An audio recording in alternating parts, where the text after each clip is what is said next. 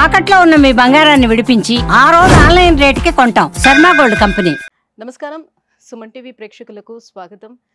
ప్రస్తుతం మనతో పాటు ఉన్నారు శ్రీచక్ర పీఠ వ్యవస్థాపకులు, అలాగే ప్రముఖ జ్యోతిష్య పండితులు, మనందరికీ సుపరిచితులైనటువంటి డాక్టర్ ప్రదీప్ జోషి గారు మనతో పాటు ఉన్నారు. 27 నక్షత్రాల వారికి ఏ రకంగా ఉండబోతుంది ఏంటనే విషయాన్ని తెలియజేసేందుకు గురుగారు నమస్కారం. శ్రీమాత్రే నమః. మీ జన్మ నక్షత్రం ఇంపార్టెంట్. ఇప్పుడు నేను చెప్పేది ఏది, జన్మ నక్షత్రం, నామ నక్షత్రము కాదు. నామ నక్షత్రం వేరు, జన్మ నక్షత్రం వేరు. నామ నక్షత్రానికి ఏ రాశి ఫలాలు గాని ఏ గోచార ఫలితాలు గాని వర్తించవు. పేరు పేరే, పేరులో కొంచెం బలం ఉండాలి, అంతకుమించి ఏం లేదు. అది న్యూమరాలజీ అనుకోండి.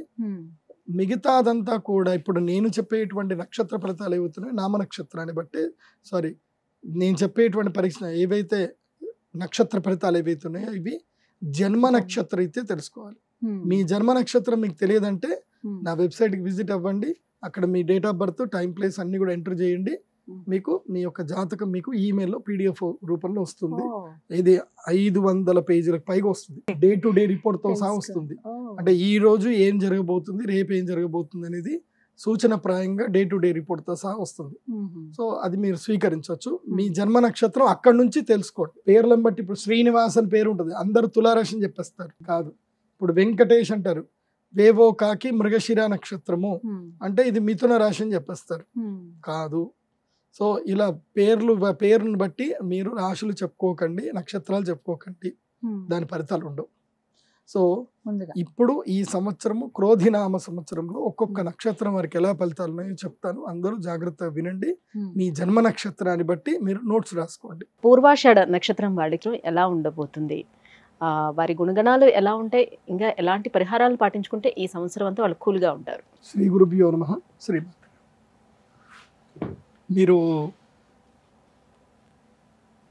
మీరు కూల్గా ఉంటారు అని అడిగారు కదా, వీళ్ళ లక్షణమే కూల్గా ఉండడమే వీళ్ళ లక్షణం. మంచి జాతకస్తులు పూర్వాషాఢ నక్షత్ర జాతకులు ఈ సంవత్సరం మాత్రం వీళ్ళకి కష్టాలు ఎక్కువగా ఉంటాయి, కన్నీళ్ళు ఎక్కువగా ఉంటాయి. అనుకున్న వాళ్ళు అయిన పనులు ఏవి జరగవు, అన్నీ డిలే అవుతాయి, మోసాలు ఎక్కువగా జరుగుతాయి. ముఖ్యంగా అన్నదమ్ములతో కలహం ఎక్కువగా ఉంటుంది. ఎవరైతే అన్నదమ్ములు దాయాదులు ఎవరైతే ఉంటారో వాళ్ళ మధ్యన పేచీలు తగాదాలు వస్తాయి. తర్వాత అనారోగ్యం కూడా ఎక్కువగా ఉంది ఈ సంవత్సరం పూర్వాషాఢ వారికి. సో పూర్వాషాఢ నక్షత్ర జాతకులకు ఈ సంవత్సరంతో రాజయోగం అయిపోయింది. మే 10వ తారీఖుతో రాజయోగం అయిపోతుంది. సో మే 10 లోపలని మీరు శ్రీ మహాలక్ష్మి యాగం చేయించుకొని ఆ అమ్మవారి ప్రసాదం తీసుకొని మీ పన్ను మీరు చేసుకుంటే ఇవేవి అనర్థాలు జరగకపోవచ్చు. కానీ ఈ సంవత్సరం మాత్రం సరికొత్త శత్రువులు పుట్టుకొస్తారు. పూర్వాషాఢ నక్షత్ర జాతకులు కొత్త శత్రువులు పుట్టుకొస్తారు. వీళ్ళు వ్యక్తిగతంగా చాలా ఉదార స్వభావము, కరుణ స్వభావము, చాలా దీనంగా ఉంటారు, చాలా గ్రౌండ్ టు ఎర్త్ ఉంటారు, అందరినీ ప్రేమగా పలకరిస్తారు. వీళ్ళకి దాదాపుగా ప్రాబ్లమ్స్ రావు. కాకపోతే వీళ్ళని అందరూ వాడుకోవడం ఎక్కువగా ఉంటుంది. వీళ్ళని అందరూ వాడుకుంటారు. వీళ్ళకి ఎవరైనా ఏదైనా అంటే వీళ్ళకి కొట్లాడడము కోపడ్డం రాదు. వీళ్ళకి సరే పోన్లే మనం ఏం చేస్తాం అని సంభాలించుకొని పోతారు అంతే. ఎవరైనా జీవితంలో అడ్జస్ట్ అవుతారు, బాగుంటారు, వీళ్ళ వల్ల మనకు సమస్యలు రావు అంటే అది పూర్వాషాఢ నక్షత్రం. ముఖ్యంగా కుటుంబ సమస్యలు ఎంత పెద్ద సమస్య రాని దాన్ని ఈజీగా సాల్వ్ చేసుకొని ఎలా సెట్ చేసుకోవాలనే వ్యక్తిత్వం ఉండేది మాత్రం పూర్వాషాఢ నక్షత్రం. అందుకోసం మేము ఎప్పుడైనా ఏదైనా పెళ్లి సంబంధంలో అమ్మాయిది పూర్వాషాఢ నక్షత్రం అంటే కళ్ళు మూసుకొని పెళ్లి చేసుకోండి అని చెప్తాం. ఎందుకోసం అంటే ఆ అమ్మాయి వల్ల ఇంట్లో ఏ తగాదాలు రావు, ఆమె అందరినీ సెట్ చేసేసుకుంటుంది అనమాట. సో అలాంటి నక్షత్రం మంచి నక్షత్రం. మితంగా మాట్లాడతారు. ఎస్. వాళ్ళు ఎక్కువ సీరియస్ తీసుకోరు, వాళ్ళకి ఈగోస్ ఉండవు. పూర్వాషాఢ నక్షత్రం ఈగోస్ ఉండవు. ఎదుటి వాళ్ళ ఈగోని సాటిస్ఫై చేస్తూ ఉంటారు. అలా పని నడిపించుకుంటూ వెళ్ళిపోతూ ఉంటారు. చాలా కొంతమంది వాళ్ళ జాతకంలో శనిగ్రహం కనుక లగ్నంలో ఉంటే దీనికి ఎగ్జాక్ట్గా ఆపోజిట్గా ఉంటారు. లగ్నంలో శని ఉన్నా కుజుడున్నా ఎగ్జాక్ట్గా ఆపోజిట్గా ఉంటారు ఈ నక్షత్రం. అయితే ఎదుగుదల ఎలా ఉంటుంది లైఫ్, అది వాళ్ళ జాతక ప్రకారం చూసుకోవాలి. కానీ ఈ సంవత్సరం మాత్రం పూర్వాషాఢ నక్షత్రం వారికి స్టాప్. ఈ సంవత్సరం ఏం బాగలేదు. శత్రువులు పుట్టుకొస్తారు, రుణాలు ఎక్కువ అవుతాయి, ఖర్చులు ఎక్కువ అవుతాయి, ప్రయాణాలు అనవసరంగా చేయవలసింది ఉంటుంది, అయిన వాళ్ళు కూడా దూరం అవుతారు. ఇలాంటి కొన్ని అయితే జరుగుతాయి. దాని విషయంలో మీరు జాగ్రత్తగా ఉంటే సరిపోతుంది. ముఖ్యంగా మీరు అమ్మవారి యొక్క ఒక ప్రత్యేకమైన తంత్ర పూజ ఉంటుంది. అది రియల్ ఎస్టేట్ వ్యాపారం. ఎందుకోసమంటే వీళ్ళకి లక్ష్మీ యోగము జన్మతః వచ్చేస్తుంది. వీళ్ళకి పూర్వాషాఢ నక్షత్రం వాళ్ళు ఎవరు కూడా బిలో పావర్టీ ఉన్న వాళ్ళు ఎవరైతే ఉండరు నాకు తెలిసి.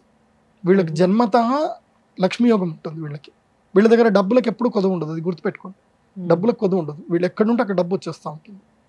సో కానీ ఈ సంవత్సరం ఆ డబ్బు ఏదైతుందో నిరర్థకంగా వ్యర్థమైతే ఏదైతే ఉంటుందో అది జరగొద్దు అని అంటే మీరు కమలాత్మిక తంత్రము అనే ఒక పూజ ఉంటుంది. కమలాత్మిక తంత్రము, అదేవిధంగా భువనేశ్వరి తంత్రం. నాకు తెలిసి మోస్ట్ ఆఫ్ ద ఫిల్మ్ ఇండస్ట్రీలో ఉండేవాళ్ళు, తర్వాత డైరెక్టర్సు, ఆ తర్వాత రియల్ ఎస్టేట్ వ్యాపారస్తులు, వాళ్ళంతా కూడా పూర్వాషాఢ నక్షత్రంలో నాకు ఉన్నారు తెలిసిన వాళ్ళు. కొంచెం ఫిల్మ్ స్టార్స్ కూడా నా క్లయింట్స్ ఉన్నారు. కాకపోతే నేను నా ఫిల్మ్ స్టార్స్ ఎవరు నా క్లయింట్స్ ఉన్నారో నేను ఎక్స్పోజ్ చేయను. ఎందుకోసం అంటే అది చూసి నా దగ్గర రావద్దు, నన్ను చూసి రావాలి. కానీ ఎవరో ఒక ఫిల్మ్ స్టార్ వచ్చి నాతో ఫోటో దిగాడు, నా దగ్గర జాతకం చెప్పించుకున్నట్టు నువ్వు నా దగ్గరకు వస్తే నా వాల్యూ ఏముంటుంది నేను అట్లా ఒప్పుకోను. నేను మీరు చెప్పింది కరెక్ట్ గా ఉందా, మ్యాచ్ అయిందా లేదా, మనం చెప్పించుకోవచ్చా, జెన్యున్ గా ఉందా లేదా అని అట్లానండి. మీకు మీరుగా తెలుసుకోండి. వేరే ఎవరో చూపించుకున్నారు చేసుకున్నారంటే మీరు వస్తారు అంటే అది రాంగ్. అది ఎందుకోసం ఇంకోటి ఏంటంటే వాళ్ళ ప్రైవసీ నేను కాపాడాలి. ఎందుకోసం అంటే వాళ్ళు నా దగ్గరికి వచ్చినప్పుడు ఎవరైనా గుర్తుపెట్టుకోండి, తమ జీవితంలో జ్యోతిష్యుడి దగ్గరికి, అడ్వకేట్ దగ్గరికి, చార్టర్డ్ అకౌంట్ దగ్గరికి, డాక్టర్ దగ్గరికి వెళ్ళి వాళ్ళు పూర్తిగా ఎక్స్పోజ్ అవ్వాల్సిందే. ఎక్స్పోజ్ అవ్వకపోతే వాళ్ళ జీవితంలో ఏం దొరకదు, వాళ్ళకి కెరియర్ దొరకదు. ఓకే, సో వాళ్ళు మా దగ్గరికి వచ్చి ఎక్స్పోజ్ అవుతారు. కాబట్టి వాళ్ళ భయం ఏంటంటే వచ్చినప్పుడే ప్రామిస్ చేసుకుంటారు, గురూజీ నాతో ఫోటోలు దిగకూడదు, నేను మీ క్లయింట్ అని ఎవరికి చెప్పకూడదు అని వాళ్ళు మొదలే ప్రామిస్ చేయించుకుంటారు. ఎందుకోసం అంటే షేర్ చేసుకుంటారు కదా. మళ్ళీ ఎవరన్నా వస్తారు, ఆయన వచ్చాడు కదా ఏంది అని నన్ను అడుగుతారు. సో నన్ను అడిగినా నాకు కూడా ఇబ్బందే. కాబట్టి నేను ఎక్స్పోజ్ చేయకపోవడమే కరెక్ట్ కదా. అది కాబట్టి పూర్వాషాఢ నక్షత్ర జాతకులు ఈ సంవత్సరము తప్పకుండా శమీ వృక్షములు అని ఉంటాయి. శమీ వృక్షం అంటే జమ్మి చెట్టు, ఒక 11 జమ్మి చెట్లు, ఒక 50 రావి చెట్లని, 50 కానీ 100 కానీ రావి చెట్లని కానీ ఎక్కడైనా అడవిలో వెళ్ళి ఈ జూలైలో ఆగస్టులో పెట్టండి. ఇప్పుడు ఎట్లా హరితహారం అని చెప్పి ఇక్కడ తెలంగాణలో కేసీఆర్ గారు చేసేవాళ్ళు, మళ్ళీ ఇప్పుడు ఈ సంవత్సరం వీరు కూడా చేస్తారనుకుంటాను. కాబట్టి హరితహారంలో మీరు కూడా జాయిన్ అవ్వండి. ఒక 100 రావి చెట్లను కానీ మర్రి చెట్లను కానీ పెట్టండి. ఎక్కడైనా సరే మీ పొలంలో పెట్టుకున్నా పర్లేదు, ఏదైనా అడవిలో వెళ్ళైనా పెట్టండి తప్పకుండా. ఆ పెట్టినప్పుడు ఏం చేయండి అంటే అక్కడ పెద్దగా గుంత తీసి వాటర్, వర్షం పడ్డ నీళ్ళు అక్కడ సేవ్ అయ్యేటట్టుగా ఏదైనా ప్లాన్ చేయండి, బాగుంటుంది. ఇంకా ఏమైనా దైవారాధనలు ఏమైనా చేసుకోవాల్సిన అవసరం ఉంటుంది? దైవారాధన చెప్పాను కదా, కమలాత్మిక తంత్రము అమ్మవారికి సంబంధించిన ఒక అద్భుతమైన శక్తి దశమా విద్యలో. ఆ కమలాత్మికా దేవికి ఇప్ప పువ్వులతో హోమం చేయాలి.